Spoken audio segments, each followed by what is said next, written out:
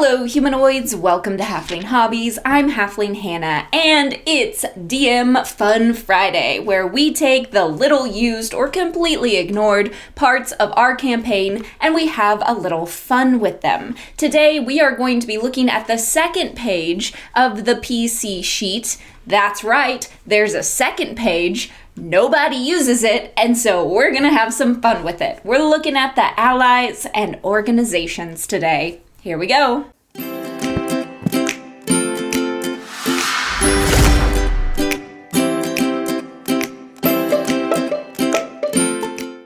Alright, so sandwiched between the sheet that your players are most always going to use that has all the skills and proficiencies and all that good stuff, and the spell list that any of your spellcasters are going to be referring to often, is this poor little guy. This is one of my players' actual character sheets, and you can notice nothing is filled out except that I forced him to fill out like the personality traits and stuff, but nothing else is filled out. And so I was looking at this going, well, that doesn't seem right. How can we guide our players through this process and then have a little fun with it? Because you can't have fun with allies and organizations if they don't have any. So what we're gonna do is I'm gonna tell you the questions to ask to get your players to actually fill out this section of the player character sheet and make it something that can actually be a part of the story.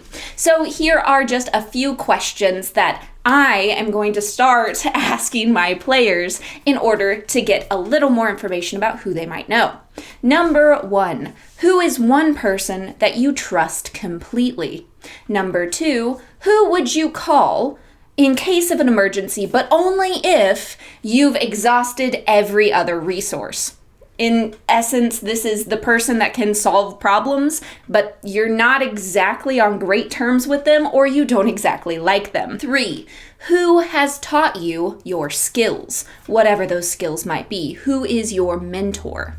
And then the last one is, who have you worked for in the past, and how is that relationship? You can also, if your players are playing in an artisan background, you can put guilds here. If you're interested in guilds, don't know how those work, I've got a whole long video for you all about guilds. That is how you ask guiding questions to help your players think through their character backstory. It is extremely difficult and daunting for a new player to think through a different person and what that person's experiences might have been in the past. These questions are really easy to latch onto and go, okay, jobs. What jobs might this person have had in the past, and who might they have worked for? Bonus, this lets your players create some NPCs that you can steal and use throughout your campaign. You make up a lot of things as you go. Have your players do as much work as possible. This is an excellent way to do that. They might even make up some cool organizations that then you can put into the plot of your campaign.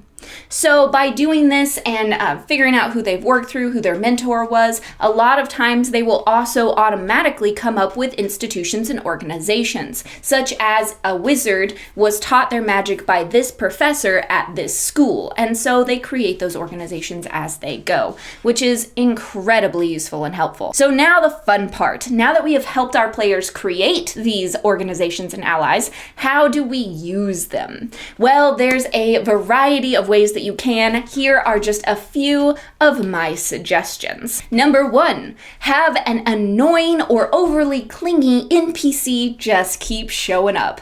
That's right, if your players have someone in their past that they can't stand or that taught them things but they really don't like them, like an overly motherly figure, just keep having that NPC pop up in random places. Kind of like Janet from Friends, if any of you remember that, how everyone hated her, but they loved to hate her. And so when she showed up in episodes, it was just fantastic. You could even have them have a catchphrase that you say when that NPC is getting ready to come in, such as, while you're sitting in this quiet tavern, you hear the door creak open, and you hear, look what the cat dragged in. I don't know, for some reason, I just feel like an annoying NPC would just do those dadisms. You know what I mean? Like, that just feels perfect. So have that annoying NPC show up all the time. It's so much fun. It really is. Number 2, rivals.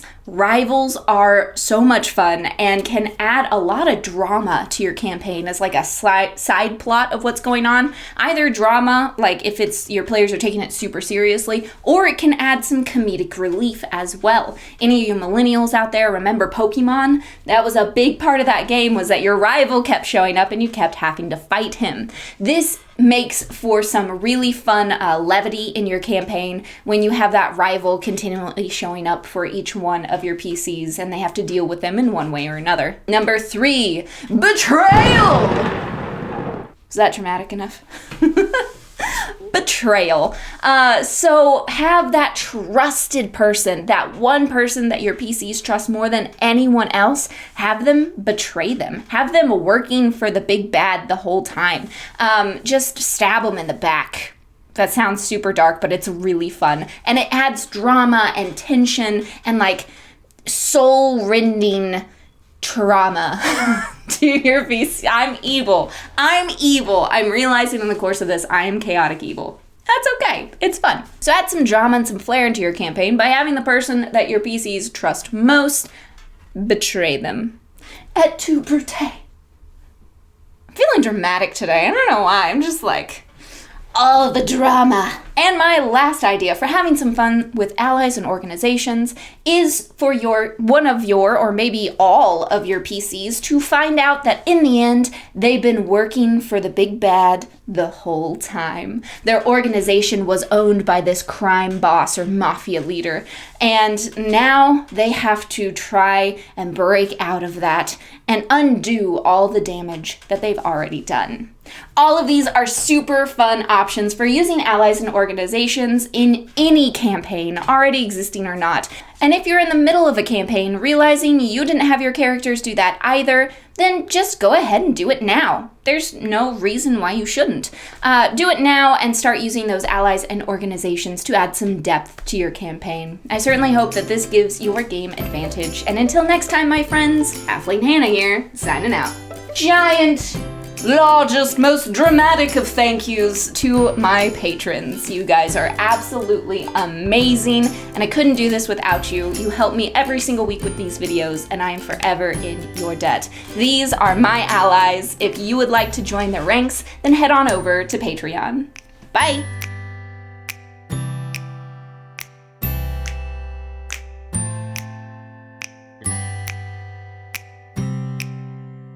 So now the fun part. How do we have fun with these allies? Wow, that was bad.